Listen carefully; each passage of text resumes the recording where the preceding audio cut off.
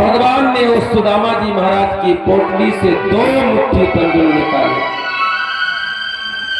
एक मुट्ठी तंदुल को मुख में रखा।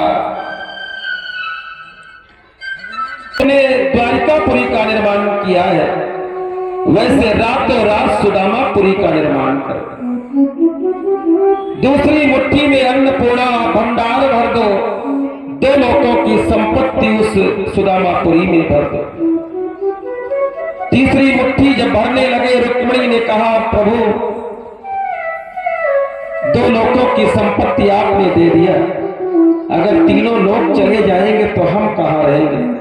भगवान ने कहा, जहां अब तक मेरा मित्र सुदामा रहा वहां हम रहेंगे, और जहां हम रहे वहां मेरा मित्र सुदामा रहे। हम स्वयं भिखारी बन जाएंगे, हम स्वयं दर दर की ठोकरें खाएंगे, पर ऐसे विप्र ब्राह्मण की सेवा करने का सौभाग्य रुक्मिणी किसी किसी को मिलता है। ये बड़ा संकोची ब्राह्मण है, बड़ा संतोषी ब्राह्मण है। इतनी देर बैठा रुक्मिणी, देखना एक भी शब्द ये मांगेगा नहीं, और मैं जानता हूं कि ये क्या बात क्यों आया है।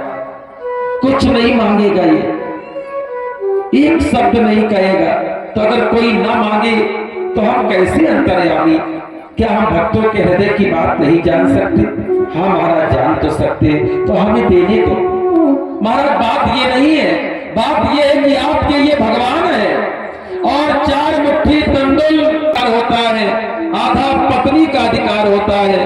तो 2 मुट्ठी पति ने स्वीकार कर लिया, तो कम से कम 2 मुट्ठी तंदुल आप हम सबको दे दीजिए, हम भी एक एक दाना ग्रहण करेंगे। भैया वो चावल कोई दूसरे नहीं थे, चावल यही थे, पर उन चावलों में जो प्रेम भरा था, रहीमन रहीला की भली जो परसत मन लाए, परसत मन मैला करे सो मैदा जल जाए। 56 प्रकार का व्यंजन कराओ और ये कहो कि देखो जई सब तुमका खवाती तो खाए का ना पाए, और सूखी रोटी दे करके जो है वही आप, उससे बड़ी मेवा और कोई नहीं हो सकती मेरे भैया। उस स्वाद था। भगवान से पूछा गया, लाखों भक्त रोज भोग लगाते हैं, क्या कभी पेट भरता है? बोले कभी नहीं भरा, कभी नहीं भरा। तो ये जो भोग लगाते हैं, बोले ये सब लगाते हैं स्वयं खाते हैं। ये खुद सोचते हैं कि बढ़िया महंगी वाली मिठाई एक चढ़ाओ, भोग लगाओ, नाम करो, खूब पेट भर खाओ।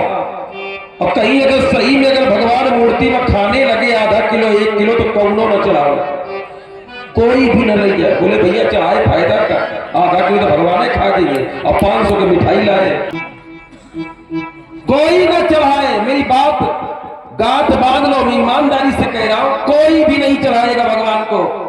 भगवान नहीं खाते हैं, फिर भी सोचते हैं कि अगर 50 रुपए किलो वाला लड्डू मिल जाए तो बढ़िया है, काहे को 250 का लेके आए। जब नहीं खाते हैं तब ये सोच है, और जब खाने लगेंगे तब मंदिर में बैठा हुआ वो परमात्मा भी तरस जाएगा, वो भी भीख मांगेगा, भैया को तो आओ।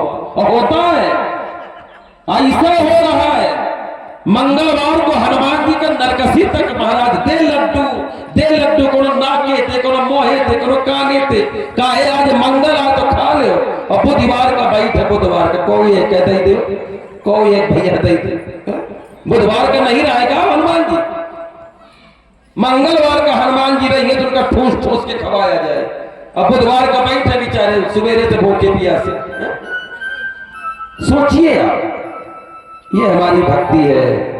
ईश्वर मिलाने वाले कम पड़ जाए, सब कम पड़ जाए, कोई नहीं जाएगा। कुछ लोग हैं जो जाएंगे, और कुछ में ही कुछ की गणना हुई है। तो क्या कभी पेट नहीं भरा? हाँ भरा, 2 बार भरा। पहुनाई मेरी भई केवल 2 ही बेर, एक सुदामा के तंदुल, एक सबरी के बेर। एक तो सुदामा के चावलों से मेरा पेट भर गया, या तो सबरी के बेर से मेरा पेट भर गया। तीसरी बार मैं तलाश कर रहा हूं कोई ऐसा भक्त मिले जिसके भोग लगाने से मेरा पेट भर जाए।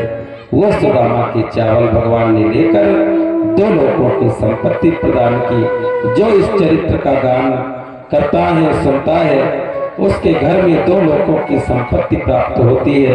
हे द्वारिकानाथ, जैसे आपने सुदामा पर कृपा की वैसे इन सभी पर भी आपकी कृपा हो। साफ धन धान्य से पूरित हमारा ये जनपद फतेहपुर, बिंदकी क्षेत्र, जुनिया क्षेत्र, खुरवा नगर, यहाँ के रहने वाले सभी ग्रामवासी, क्षेत्रवासी, द्वारिकानाथ इन सब पर भी कृपा करो। साफ धन धान्य से पूरित हमारा गांव, हमारा क्षेत्र, हमारा जनपद, हमारा प्रदेश, हमारा देश, हमारा विश्व समृद्धिशाली बने, ऐसी शुभकामनाओं के साथ द्वारिकानाथ सुखदेव जी भगवान इस चरित्र को पूर्ण करते हैं। आज सुदामा लौट करके आए, महलों पर सानंद वास करने लगे। सुखदेव जी महाराज कहते हैं, राजन, सुदामा चरित्र के बाद भगवान